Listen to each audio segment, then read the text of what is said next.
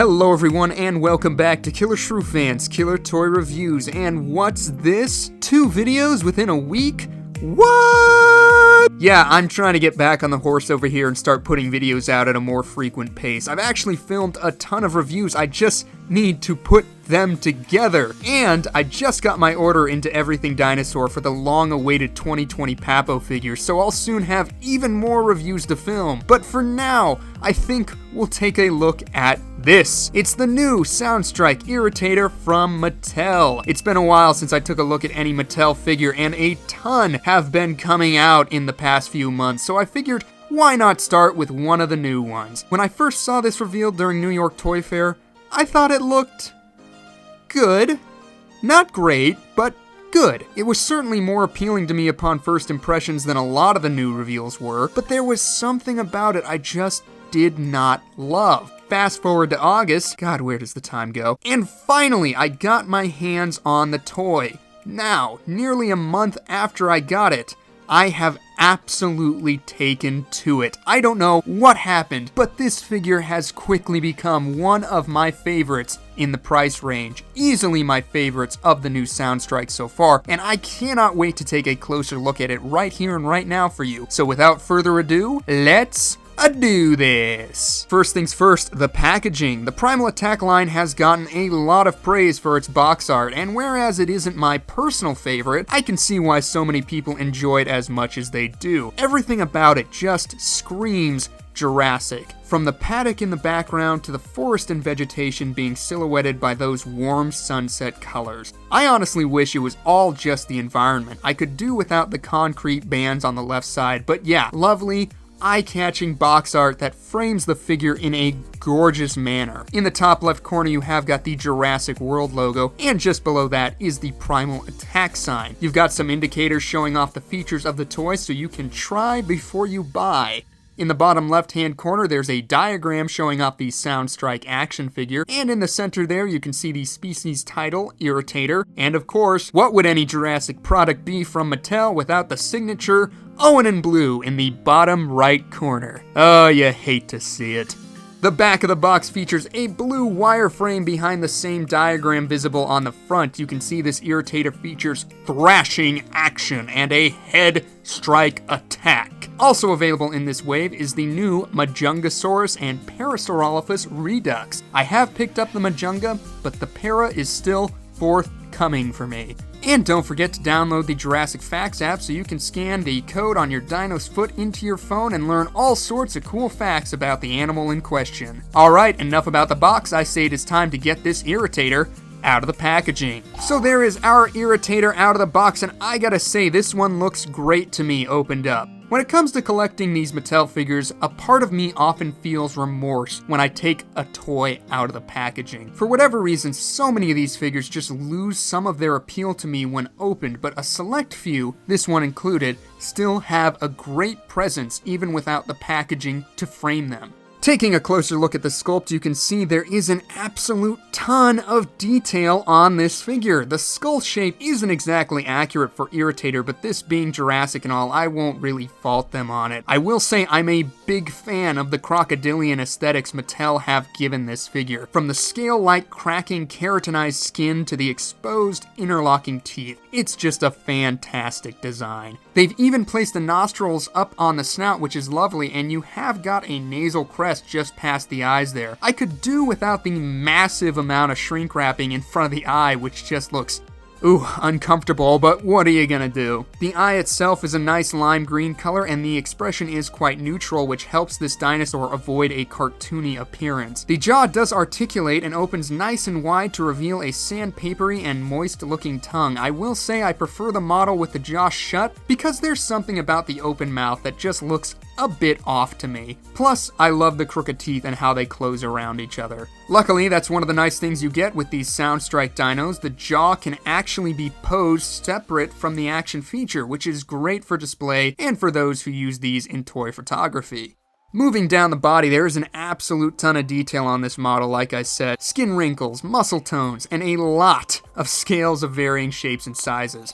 One might be able to argue that this model is over-textured, but since the paintwork on toys like this is so basic, you can't really rely on that to make the details pop. Instead, over-sculpting allows the details to stand out without relying on some goofy color scheme to catch your attention. Plus, I would rather see a lot of details on a toy like this instead of minimal levels of detail. Another aspect that is handled quite well on this model is the fin along the back. Like the Suchomimus, Mattel gave this Irritator a sail, which led many to believe it was Ichthyovenator upon seeing both the silhouette tease and the first reveal. Unlike the goofy seahorse fin of the Suchomimus, the feature here flows organically into the sculpt, and I appreciate all the rough edges and weathering it has been given. Overall, I think the sculpt on this model is fantastic. It avoids all of the pitfalls of many of Mattel's other original works, all while showcasing what it is we've come to appreciate from them.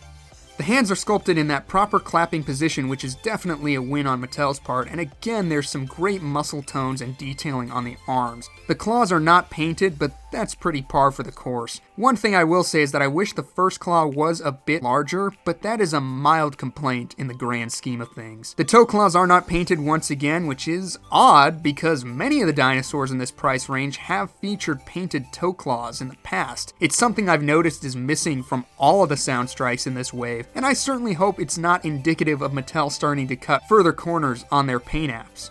You have got some lovely plate scaling on the back of the toes, and the musculature in the legs is quite lovely. Moving along the underbelly, you can see the always uncomfortable sound slits down there, and then we have got everyone's favorite part. It's the QR code. If you want to scan this dinosaur into your phone, here's a nice clear look at that. Go crazy. The pose on this model is fairly neutral. There's no big motion to it like on some of Mattel's other offerings. It's simply standing with its left foot slightly forward. It does have a bit of a downward lean to it, as you can see here, but I'm not nearly as worried about stability with this figure as I am with some of their other models. The paintwork is another feature on this toy that I have come to love. The underbelly is tan, which transitions to the brown of the midsection. Then you have got this splash of color on the face and across the sail with this lovely shade of blue and baby blue spots. It's not something you would think would work together, but lo and behold, I actually really enjoy it. The colors are stark in contrast, but don't clash, and that makes for a visually interesting color scheme without relying on some whacked out paint apps. Obviously, there are some problems. I really wish the blue continued down the tail, at least on the sail part, but I guess that's pretty standard issue for Mattel. Articulation isn't too involved on this model. The legs can go forward and back and have their lock-in points, but actually, they can't swing all the way around there. I'm not really sure why you would want to do that, but there you go. The arms can go forward and backwards and be rotated in and out to that weird crucifixion pose, and then of course there is the point of articulation in the jaw. All the other movement is tied to the action gimmick. And what is the action gimmick on this model? Well, as always, we brought in Chris Pratt to demonstrate. So we close the jaws around the toy, then holding the feet down, grip the tail, and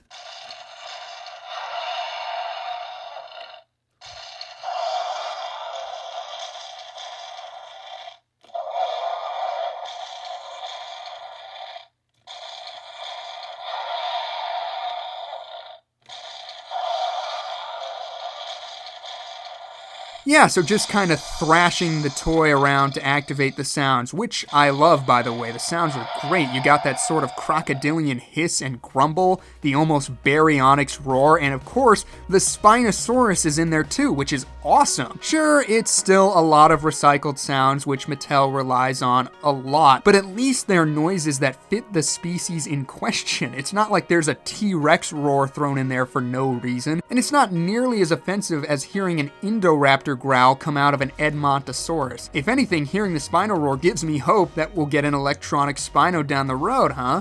An obvious issue is that the jaw just isn't strong enough to keep anything in there when you thrash the dinosaur's head around. With the roarivores and dual attacks, part of the force of the mechanism came from you pushing the button down. But since the jaw is separate on these sound strikes, it's really just all in the hinge, which cannot take the weight of these other action figures. I guess it's the price to pay for that posability, but it is a bummer we can't have our cake and eat it too, am I right? Now for a quick measurement, this Irritator comes in at just under 12 3/4 inches long, or about 32.5 centimeters, and stands in at roughly 4 3/4 inches tall at the hip, or about 12 centimeters off the ground. Bear in mind the height can change based on how you pose the model. But for size comparisons, we're going to bring in some family members. First up, the Baryonyx. As you can see, these two molds are quite similar in terms of the size and actually display quite nicely together. Something Mattel can be hit or miss on with these original dinos is how compatible they look alongside the film dinos. In the case of the Irritator, it looks like it's right at home with the dinos from the film, which is great.